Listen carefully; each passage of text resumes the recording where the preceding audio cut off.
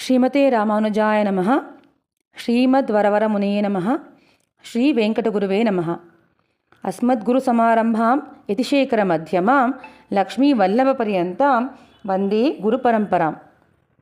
ಭಾಗವತ ಕುಲಕೋಟಿಗೆ ಅಡಿಯೇ ನುಡಿಯ ಅನಂತಾನಂತ ನಮಸ್ಕಾರಗಳು.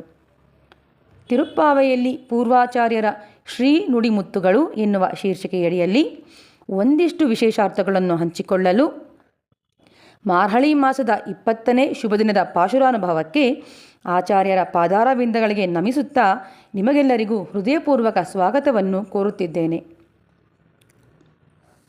ಭಗವಂತನು ನಿರಂಕುಶ ಸ್ವಾತಂತ್ರ್ಯವನ್ನು ಹೊಂದಿದವನು. ಆದ್ದರಿಂದ ಅವನ ಬಳಿ ಸಮಯ ನೋಡಿ ಕೆಲಸ ಮಾಡಿಸಿಕೊಳ್ಳಬೇಕು ಎಂದು ನಪ್ಪಿನ್ನೈ ಮಾತಾಡದೇ ಇರುತ್ತಾಳೆ. ಹಾಗಾಗಿಯೇ ಹಿಂದಿನ ಪಾಶುರದಲ್ಲಿ ಶ್ರೀಕೃಷ್ಣನೊಡನೆ ನೀಲಾದೇವಿಯನ್ನೂ ಎದ್ದು ಬರುವಂತೆ ಗೋಪಿಕೆಯರು ಗೋಗರೆದರೂ ಅವಳು ಬರಲಿಲ್ಲ. ಅವಳ ಅನುಮತಿಯಿಲ್ಲದೆ ಕೃಷ್ಣನೂ ಎದ್ದು ಬರಲಿಲ್ಲ. ಆದರೆ ಅವರ ಈ ಮೌನಕ್ಕೆ ಕಾರಣವೇನಿರಬಹುದು ಎಂದು ಗೋಪಿಯರು ಯೋಚಿಸಿದಾಗ ಅವರಿಗೆ ಹೊಳೆದ ವಿಷಯವೇನೆಂದರೆ, ಬಹುಶಃ ನಾವು ಏನೂ ತಪ್ಪು ಮಾಡಿರಬೇಕು. ಹೌದು, ನೀಲಾದೇವಿಯು ಸಂತಸದಿಂದ ಬಂದು ಬಾಗಿಲು ತೆರೆಯದಂತೆ ಶ್ರೀಕೃಷ್ಣನೇ ತಡೆದಿರಬೇಕೆಂದು ಅವನನ್ನು ದೂಷಿಸಿದೆವು. ಅವನು ಮಲಗಿದ್ದರೂ ತಾಯಿಯಾದ ಇವಳು ಬಂದು ಬಾಗಿಲು ತೆರೆಯದೇ ಇದ್ದದು ತಪ್ಪು ಎಂದು ತತ್ತುವಮನ್ನು ತಗಮನ್ನು ಎಂದು ನೀಲಾದೇವಿಯನ್ನು ದೂಷಿಸಿದೆವು. ಪ್ರಪನ್ನರಾಗಿ ಶಾಂತಚಿತ್ತರಾಗಿರಬೇಕಾದವರು ಇಬ್ಬರನ್ನೂ ದೂಷಿಸಿ ಅಲ್ಲಗೆಳೆದದ್ದು ಎಂದಿಗೂ ಸರಿಯಲ್ಲ. ನಮ್ಮ ಬುದ್ಧಿಯು ಇನ್ನೂ ಪಕ್ವವಾಗಿಲ್ಲವೆಂದೇ ಕೃಷ್ಣನು ನೀಲಾದೇವಿಯನ್ನು ಬಿಟ್ಟುಕೊಡಲಿಲ್ಲ. ಅವನ ಇಚ್ಛೆಯಿಲ್ಲದೆ ಅವಳು ತಾನೇ ಹೇಗೆ ಬಂದಾಳು? ಅವರಿಬ್ಬರ ಮನಸ್ಸನ್ನು ತಂಪು ಮಾಡುವಂತೆ ಅವರ ವರ್ಣನೆ ಮಾಡಿ ತಾವು ಮಾಡಿದ ಅಪಚಾರವನ್ನು ಮನ್ನಿಸಿ ಅನುಗ್ರಹಿಸುವಂತೆ ಭಗವಂತನನ್ನು ಪ್ರಾರ್ಥಿಸುತ್ತಾರೆ ಈ ಪಾಶುರದಲ್ಲಿ. 33 ಅಮರರ್ಕು ಮುನ್ಸೆಂಡ್ರು ಕಪ್ಪಂ ತವಿರ್ಕುಂ ಕಲಿಯೇ ತುಯಿಲೆಳಾಯ್. 33 ಕೋಟಿ ದೇವತೆಗಳಿಗೆ ಉಂಟಾಗುವ ವಿಪತ್ತುಗಳನ್ನು ಹೋಗಲಾಡಿಸಲು ಅವರುಗಳು ಕರೆಯುವುದಕ್ಕೆ ಮೊದಲೇ ಹೋಗಿ ಅವರ ಭಯ ಕಂಪನಗಳನ್ನು ನಿವಾರಣೆ ಮಾಡುವ ಪರಾಕ್ರಮಶಾಲಿಯೇ, ನಿದ್ದೆಯನ್ನು ಬಿಟ್ಟು ಎದ್ದೇಳು. 33 ಅಮರರು, 33 ಅಮರರು ಅದಾಗಿ ದೇವತೆಗಳು, 12 ದ್ವಾದಶಾದಿತ್ಯರು, 11 ಏಕಾದಶ ರುದ್ರರು, 8 ಅಷ್ಟವಶುಗಳು, 2 ಅಶ್ವಿನಿ ದೇವತೆಗಳು, ಒಟ್ಟು 33. 33 ಅಮರருக்கு ಮುನ್ಸೆಂಡ್ರು ಕಪ್ಪಂ ತವಿರ್ಕುಂ ಕಲಿಯೇ ತುಯಿಲೆಳಾಯ್. ಅಮರರಾದ ದೇವತೆಗಳು ಸ್ವಪ್ರಯೋಜನಪರರು. ಇಂದಿರನ ತಾಯಿಯ ಕುಂಡಲಗಳನ್ನು ನರಕಾಸುರನು ಕದ್ದೊಯ್ದಾಗ ನೀನು ಸತ್ಯಭಾಮೆಯೊಡನೆ ಹೋಗಿ ಆ ಅಸುರನ ವಧೆ ಮಾಡಿ ಆ ಕುಂಡಲಗಳನ್ನು ಇಂದ್ರನಿಗೆ ಮರಳಿಸಿದೆ. ಆ ಸಮಯದಲ್ಲಿ ಸತ್ಯಭಾಮೆಯು ತನಗೆ ಪಾರಿಜಾತ ಪುಷ್ಪವು ಬೇಕು ಎಂದಾಗ ನೀ ಸ್ವರ್ಗದಿಂದ ಪಾರಿಜಾತ ಮರವನ್ನು ಹೊತ್ತು ತಂದೆ. ಆಗ ಇಂದ್ರನು ನೀನು ಮಾಡಿದ ಉಪಕಾರವನ್ನು ಮರೆತು ಭೂಲೋಕದವರು ಈ ಪುಷ್ಪವನ್ನು ಮುಡಿಯಬಾರದು ಎಂದು ಹೇಳಿ ನಿನ್ನಲ್ಲಿ ಮತ್ತು ಜಗನ್ಮಾತೆಯಲ್ಲಿ ಅಪಚಾರವನ್ನು ಪಟ್ಟನು. ಅದೇ ರೀತಿ ರಾವಣನು ಸೀತೆಯನ್ನು ಹೊತ್ತುಕೊಂಡು ಹೋಗುವಾಗ ಮೃಗ ಮರ ಗಿಡಗಳು ಕೂಡ ಕಣ್ಣೀರಿಟ್ಟವು. ದೇವತೆಗಳು ರಾವಣನ ವಧೆ ನಿಶ್ಚಯ, ನಮ್ಮ ಕೆಲಸ ಆದ ಹಾಗೆ ಎಂದು ಸಂತೋಷಪಟ್ಟರು. ಈ ರೀತಿಯಾಗಿ ಭಗವಂತನಾದ ನಿನ್ನಿಂದ ಬೇರ್ಪಡಿಸಬಾರದಂಥ ತತ್ವವನ್ನು ಒಂದಿಷ್ಟೂ ಕರುಣೆಯಿಲ್ಲದೆ ಬೇರ್ಪಡಿಸಿಕೊಂಡು ಹೋಗಿ ಅಶೋಕವನದಲ್ಲಿ ಇರಿಸಿದ. ಪರತತ್ವವಾದ ನಿಮ್ಮಿಬ್ಬರನ್ನು ಬೇರ್ಪಡಿಸಿ ನಿಮ್ಮಲ್ಲಿ ಅಪಚಾರವೆಸಗಿದ. ಹಾಗಿದ್ದರೂ ನೀನು ಆನಯೈನಂ ಹರಿಶ್ರೇಷ್ಠ ದತ್ತಮಸ್ಯ ಭಯಂ ಮಯ ವಿಭೀಷಣೋ ವಾ ಸುಗ್ರೀವ ಯದಿವಾ ರಾವಣ ಸ್ವಯಂ. ವಿಭೀಷಣನಲ್ಲದೆ ಒಂದು ವೇಳೆ ರಾವಣನೇ ನನ್ನಲ್ಲಿ ಶರಣು ಬಂದಿದ್ದರೂ ನಾನು ಅವನಿಗೆ ಅಭಯವನ್ನು ನೀಡುತ್ತೇನೆ ಎಂದು ಸುಗ್ರೀವನಿಗೆ ತಿಳಿಸಿದೆ. ಅಂತಹ ಮಹಾ ಅಪಚಾರವೆಸಗಿದ ದೇವರಿಗೂ ಅಸುರರಿಗೂ ಕ್ಷಮಿಸಿ ಅಭಯವನ್ನು ನೀಡುವ ನೀನು ನಮ್ಮನ್ನು, ಅದಾಗಿ ಏನೂ ಅರಿಯದ ಮುಗ್ಧ ಗೋಪಿಯರಾದ ನಮ್ಮನ್ನು, ನೀನೇ ಗತಿ ಎಂದು ನಿನ್ನನ್ನೇ ನಂಬಿ ಬಂದಿರುವ ಅನನ್ಯಗತಿಕರಾದ ನಮ್ಮನ್ನು ಕ್ಷಮಿಸಿ ನಿನ್ನನ್ನು ಬಿಟ್ಟು ಬದುಕಲಾರದ ನಮ್ಮನ್ನು ಕಾಣಲು ಬರಬಾರದೇ? ನಿನ್ನನ್ನು ಅನುಭವಿಸುವ ಉಪಾಯವನ್ನು ನೀನೇ ತಿಳಿಸಿಕೊಡಬಾರದೇ ಎಂದು ಪ್ರಾರ್ಥಿಸುತ್ತಾಳೆ ಗೋದೆ. ಶಪ್ಪಮುಡಯಾಯ್ ರಕ್ಷಿತಾ ಜೀವಲೋಕಸ್ಯ ಸ್ವಜನಸ್ಯ ಚ ರಕ್ಷಿತಾ. ಶ್ರೀರಾಮನು ಇಡೀ ವಿಶ್ವವನ್ನು ಕಾಪಾಡುವವನು. ತನಗೆ ಸೇರಿದ ಜನರನ್ನೂ ರಕ್ಷಿಸುವವನು ಎನ್ನುವ ಶ್ರೀರಾಮಾಯಣದ ವಾಕ್ಯದಂತೆ ಸರ್ವರಕ್ಷಕನಾಗಿರುವ ಭಗವಂತನನ್ನು ಶಪ್ಪಮುಡೆಯ ಎನ್ನುತ್ತಿದ್ದಾಳೆ ಗೋದೆ. ತಿರಳೊಳೆಯಾಯ್. ತಿರಳ್ ಎಂದರೆ ಪರಾಭಿಭವನ ಸಾಮರ್ಥ್ಯ. ಆಶ್ರಿತರಿಗೆ ಪರವಾಗಿಯೂ ಅನಾಶ್ರಿತರಿಗೆ ಅನಭಿಭವನೀಯನಾದವನೂ ಅದಾಗಿ ಪಾಂಡವರ ವಿಷಯದಲ್ಲಿ ರಕ್ಷಕನಾಗಿ ನಿಂತು ದುರ್ಯೋಧನಾದಿಗಳ ನಾಶಕ್ಕೆ ಪಣತೊಟ್ಟವನಾಗಿಯೂ ಇರುವ ಗುಣಸ್ವಭಾವವನ್ನು ತಿರಲೊಡೆಯ ಎನ್ನುತ್ತಿದ್ದಾಳೆ. ತಾನು ಕುರುಕ್ಷೇತ್ರ ಮಹಾಯುದ್ಧದಲ್ಲಿ ಯಾವ ಕಾರಣಕ್ಕೂ ಆಯುಧವನ್ನು ಹಿಡಿದು ಹೋರಾಡುವುದಿಲ್ಲ ಎಂದು ವಚನವನ್ನು ಕೊಟ್ಟು ಅರ್ಜುನನ ರಕ್ಷಣೆಯ ವಿಚಾರ ಬಂದಾಗ ರಥದ ಚಕ್ರವನ್ನೇ ಆಯುಧವನ್ನಾಗಿ ಹಿಡಿದು ಯುದ್ಧಕ್ಕೆ ನಿಂತವನು.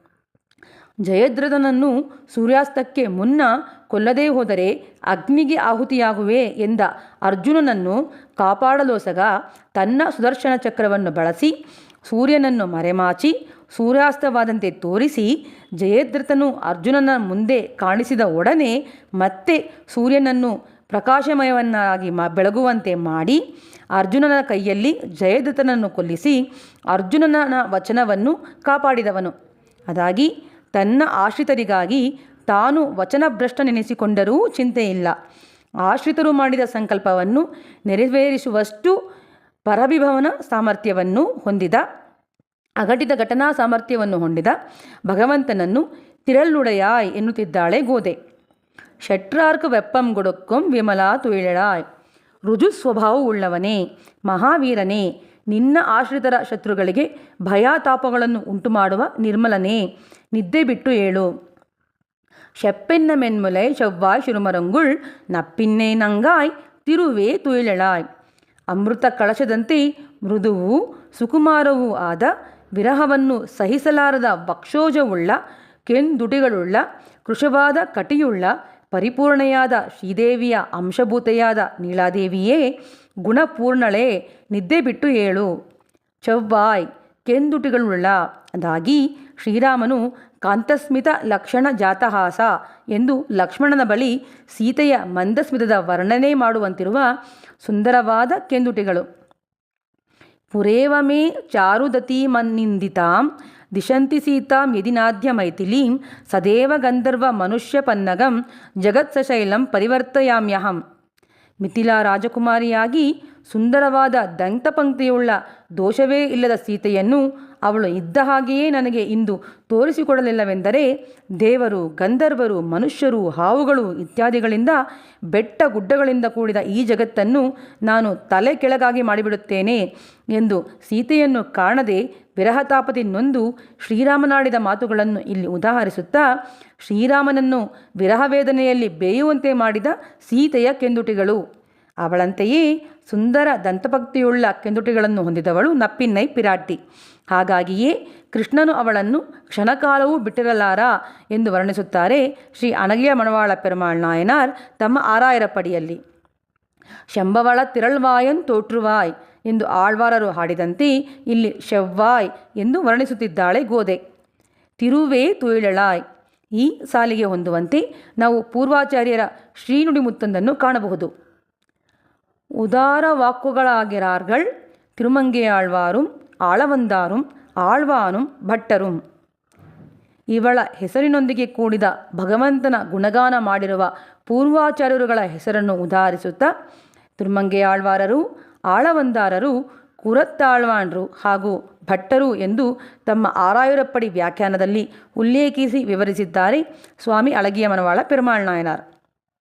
ಅದಾಗಿ ತಿರುಮಂಗೆ ಆಳ್ವಾರರು ತಿರುವಕ್ಕೇ ತಿರುವಾಗಿಯ ಶೆಲ್ವಾ ಎಂದು ಪೆರಿಯ ತಿರುವಂದಾದಿಯಲ್ಲಿ ಹಾಡಿ ಶ್ರೇಯಪತಿಯ ವೈಭವವನ್ನು ವರ್ಣಿಸುತ್ತಾರೆ.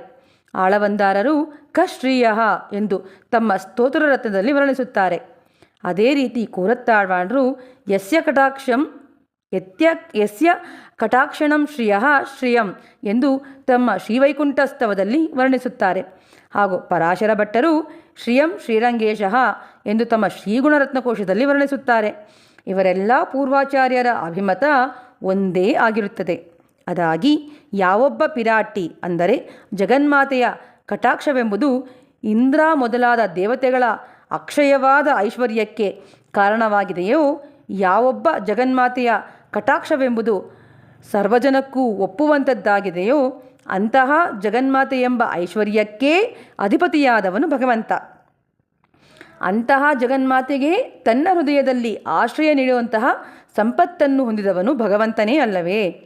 ಹಾಗಾಗಿಯೇ ತಿರುವುಕ್ಕೇ ತಿರುವಾಗಿಯ ಶೆಲ್ವ ಎಂದು ಶ್ರೀ ಎನ್ನುವ ಪದವನ್ನು ನಿರುಕ್ತಿಯಾಗಿ ಉಲ್ಲೇಖಿಸಿ ತೋರಿಸುತ್ತಿದ್ದಾರೆ ಎನ್ನುವುದು ಪೂರ್ವಾಚಾರ್ಯರುಗಳ ಅಭಿಮತವಾಗಿದ್ದು, ಅದನ್ನೇ ಇಲ್ಲಿ ಅಳಗಿಯ ಮಣವಳ ಪೆರುಮಾಳ್ ನಾಯರರು ಉಲ್ಲೇಖಿಸಿ ತೋರಿಸುತ್ತಾ, ಈ ರೀತಿಯಾಗಿ ಭಗವಂತನಿಂದ ತನಗೂ ತನ್ನಿಂದ ಭಗವಂತನಿಗೂ ಕೀರ್ತಿ ಹಿರಿಮೆ ಉಂಟಾಗುವಂತೆ ಇವರಿಬ್ಬರ ಸಮ್ಮಿಲನ ಲೋಕಕ್ಷೇಮಕ್ಕಾಗಿಯೇ ಅಲ್ಲವೇ ಎನ್ನುತ್ತಾರೆ. ಇದನ್ನೇ ಸ್ವಾಮಿ ಪಿಳ್ಳೈ ಲೋಕಾಚಾರ್ಯರ ಮುಮುಕ್ಷುಪಡಿಯಲ್ಲೂ ನಾವು ಕಾಣಬಹುದು. ಪ್ರಭೆಯೆயும் பிரபாவானையும் புஷ்பத்தையும் மணத்தையும் போல ಆಗ ಇಚ್ಛೇರ್ತಿ ಉದ್ದೇಶಮಾಯ್ಬಿಟ್ಟದು. ಪ್ರಭೆ ಎಂದರೆ ಸೂರ್ಯಕಿರಣ, ಪ್ರಭಾವಾನ್ ಎಂದರೆ ಸೂರ್ಯ.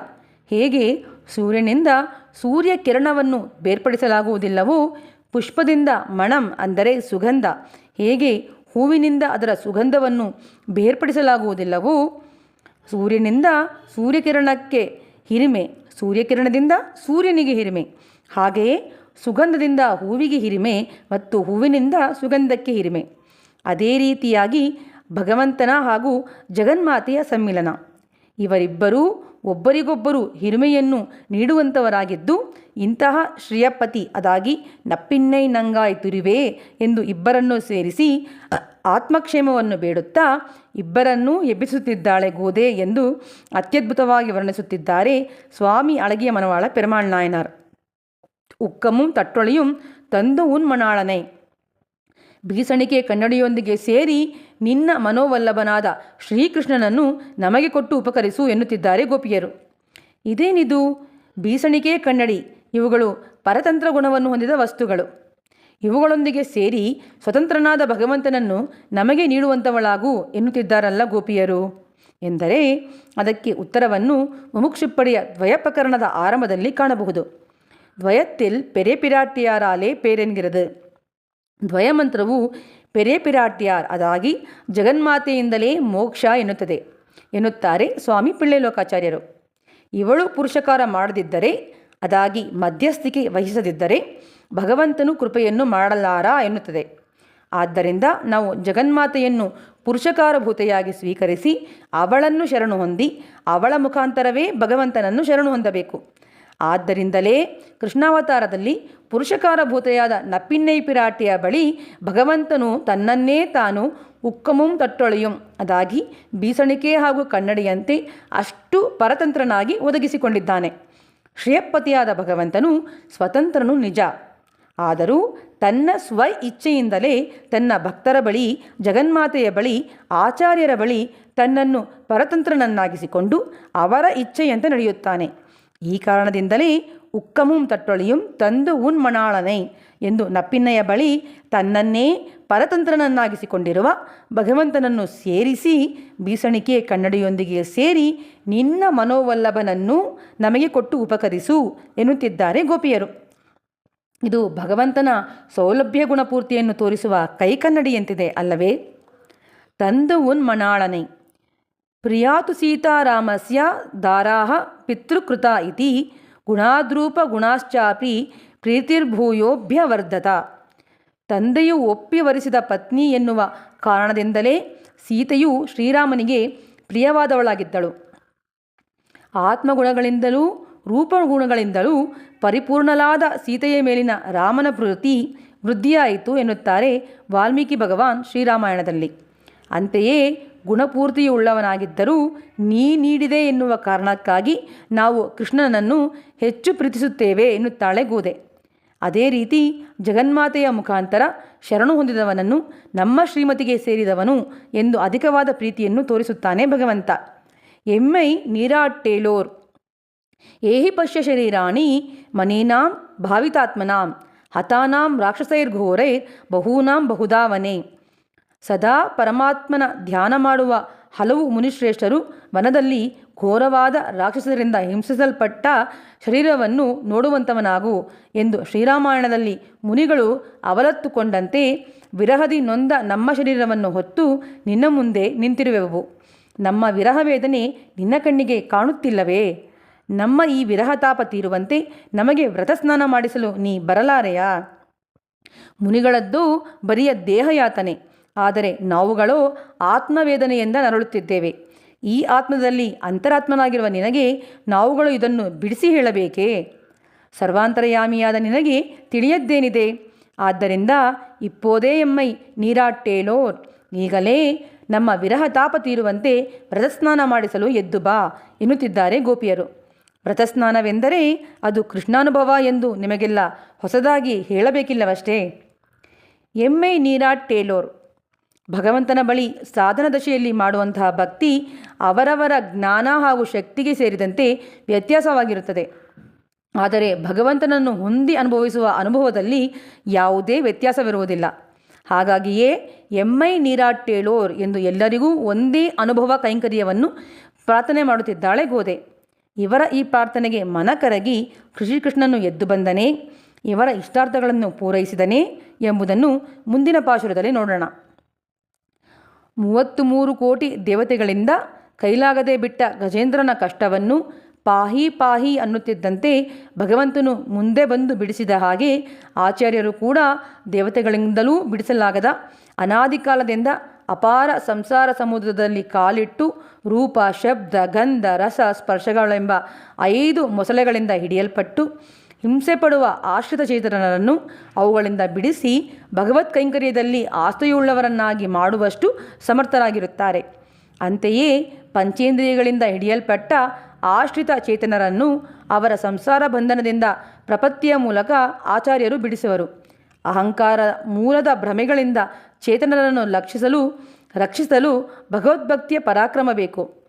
ಇವರು ನಮ್ಮಲ್ಲಿರುವ ಅಜ್ಞಾನವನ್ನು ತೊಲಗಿಸಿ ಕನ್ನಡಿ ಎನ್ನುವ ಸ್ವರೂಪ ಜ್ಞಾನವನ್ನು, ಬೀಸಣಿಕೆ ಎನ್ನುವ ಅಹಂಕಾರ ವಿಮೋಚನೆಗಳನ್ನು ನೀಡುವರು. ಇಂತಹ ಆಚಾರ್ಯರು ಸರ್ವಶಕ್ತರು, ಆರ್ಜವ ಗುಣವುಳ್ಳವರು, ಪರಿಶುದ್ಧಾತ್ಮರು, ವೇದ ಪ್ರಮಾಣಗಳಿಂದ ನಾಸ್ತಿಕರನ್ನು ಜಯಿಸುವಂಥವರು, ದಂಭ ದರ್ಪ ವಿನಾಶಕರು, 6 ವಿಧದ ರಕ್ಷಣಾ ಗುಣವೆಲ್ಲ ಇವರು ಜ್ಞಾನ, ಭಕ್ತಿ, ವೈರಾಗ್ಯಗಳಿಂದ ಕೂಡಿ ದ್ವಯ ಹಾಗೂ ತಿರುಮಂತ್ರಗಳ ಅರ್ಥವನ್ನು ತಮ್ಮ ಅಂತರಂಗ ಶಿಷ್ಯನಿಗೆ ಕರುಣಿಸುವ ಪುರುಷಕಾರ ಭೂತರಿವರು. ಇಂತಹ ಶ್ರೇಷ್ಠತಮ ಗುಣಪೂರ್ತಿಯುಳ್ಳ ಜಗದಾಚಾರ್ಯರಾದ ರಾಮಾನುಜರ ಪಾದಾರವಿಂದವನ್ನು ಆಶ್ರಯಿಸಿದ ನಮ್ಮ ಪೂರ್ವಾಚಾರ್ಯರುಗಳ ಶ್ರೀಪಾದವನ್ನು ಆಶ್ರಯಿಸಿ ಅವರುಗಳು ನಮಗೆ ತೋರಿಸಿಕೊಟ್ಟ ನುಡಿಮುತ್ತುಗಳ ಭಾವವನ್ನು ಗ್ರಹಿಸಿ ಅಂತೆಯೇ ನಡೆದು ಜಗನ್ಮಾತೆಯನ್ನು ಶರಣು ಹೊಂದಿ ಅವಳ ಮುಖೇನ ಭಗವದ್ಕೃಪೆಗೆ ಪಾತ್ರರಾಗೋಣ ಎಂದು ಹೇಳುತ್ತಾ ಅಸ್ಮದಾಚಾರ್ಯರ ಪಾದಾರವಿಂದಗಳಿಗೆ ನಮಿಸುತ್ತಾ ಇಂದಿನ ಸಂಚಿಕೆಗೆ ಮಂಗಳ ಹಾಡುತ್ತಿದ್ದೇನೆ. ಅಡಿಯೇನ್ ರಾಮಾನುಜದಾಸಿ ಕೃಷ್ಣ ತಪಸ್ವಿನಿ.